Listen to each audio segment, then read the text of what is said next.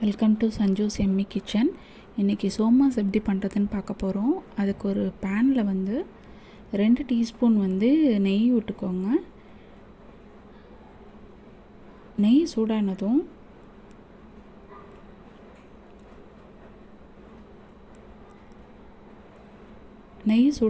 அதில் கொஞ்சம் கேஷ்யூஸ் போட்டுக்கிறேன். முந்திரி பருப்பு சின்ன சின்னதாக வெட்டி வச்சுருக்கேன், அதை போட்டுக்கலாம். அது கொஞ்சம் ப்ரௌன் கலர், லைட் ப்ரௌன் கலராக வர வரைக்கும் நல்லா வதக்கிக்கோங்க. அது கொஞ்சம் கலர் மாறினதும் அதோட வந்து கிறிஸ்மஸ் பழம் போட்டுக்கலாம். கிறிஸ்மஸ் பழம் வந்து நல்லா பலூன் மாதிரி வரும் இல்லையா, அது வரைக்கும் நம்ம வந்து வறுத்தெடுத்துக்கலாம்.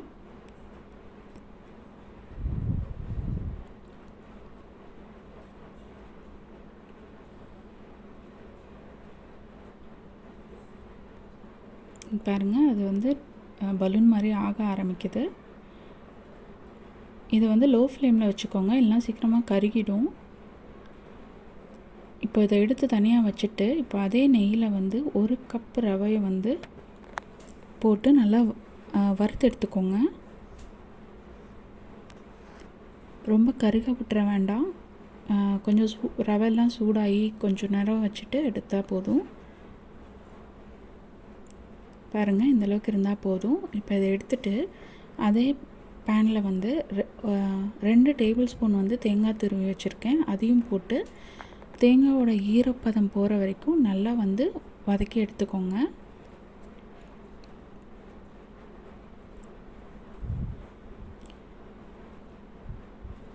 இப்போது ஒரு பாத்திரத்தில் நம்ம வதக்கி வச்சுருக்க எல்லாத்தையுமே ஒன்றா சேர்த்துக்கலாம். ரவை, தேங்காய், அப்புறம் நான் 3/4 கப்பு வந்து சுகர் ஆட் பண்ணிக்கிறேன். உங்களுக்கு சுகர் கம்மியானாலும் நிறையா வேணுனாலும் நீங்கள் எக்ஸ்ட்ரா ஆட் பண்ணிக்கலாம். அதை நம்ம வறுத்து வச்சுருக்க முந்திரி திராட்சையும் போட்டுக்கலாம். இப்போ இது எல்லாத்தையும் மிக்ஸ் பண்ணி எடுத்து வச்சிடலாம். இது வந்து பூர்ணம், நம்ம சோமாஸ்குள்ளே வைக்கிறதுக்கு பூர்ணம் வந்து ரெடி ஆகிடுச்சு. இது ஓரமாக எடுத்து வச்சிடலாம். இப்போ மாவு ரெடி பண்ணிடலாம்.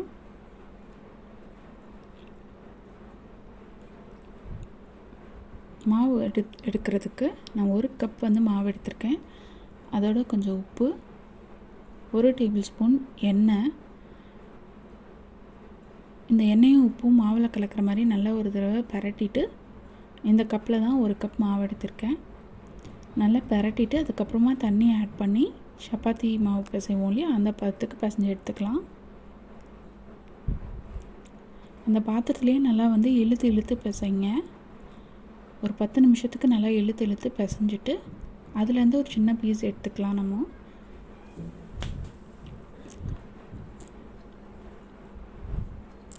இது நல்லா விரிச்சிக்கலாம். ரொம்ப மொத்தமாக விரிக்க வேண்டாம், கொஞ்சம் மெல்லிசாக விரிச்சிக்கலாம்.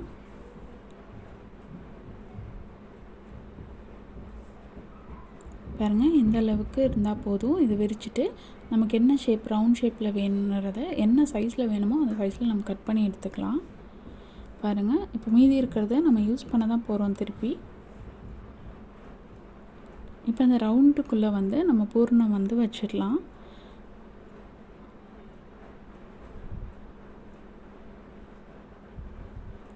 பாருங்கள், இதுக்குள்ளே பூர்ணம் வச்சுட்டு அதை மடித்து பூர்ணம் எது வரைக்கும் இருக்கோ அது வரைக்கும் கொஞ்சம் நல்லா ப்ரெஸ் பண்ணி விட்ருங்க.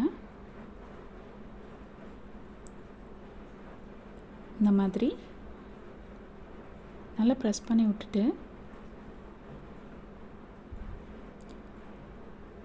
இந்த கார்னரில் இருக்கிறத வந்து லைட்டாக இப்படி மடித்து விடுவோம். அப்போ தான் அந்த சோமாஸோட எட்ஜ் வந்து நமக்கு கிடைக்கும். இல்லை உங்கள்கிட்ட சோமாஸ் அச்சு இருக்குது அப்படின்னா நீங்கள் அதிலே பண்ணிக்கலாம். இந்த மாதிரி நல்லா மடித்து விடுங்க.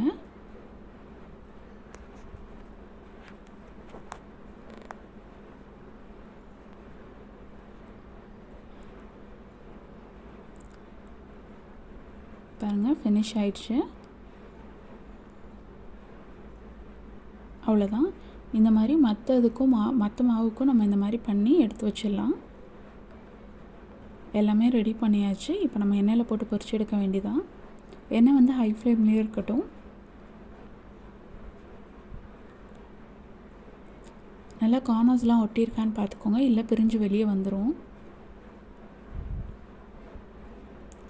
போட்ட உடனே புஷ்ஷுன்னு வரும். வந்தோடனே திருப்பி போட்டுருங்க. திருப்பி போட்டு தான் வேக வைக்கணும். ஒரே சைடாக வேக வைக்க விடாதீங்க, கருகிடும் சீக்கிரம். பாருங்கள், இந்த அளவுக்கு வந்து நமக்கு கலர் மாறினதுக்கப்புறமா இதை எடுத்துடலாம்.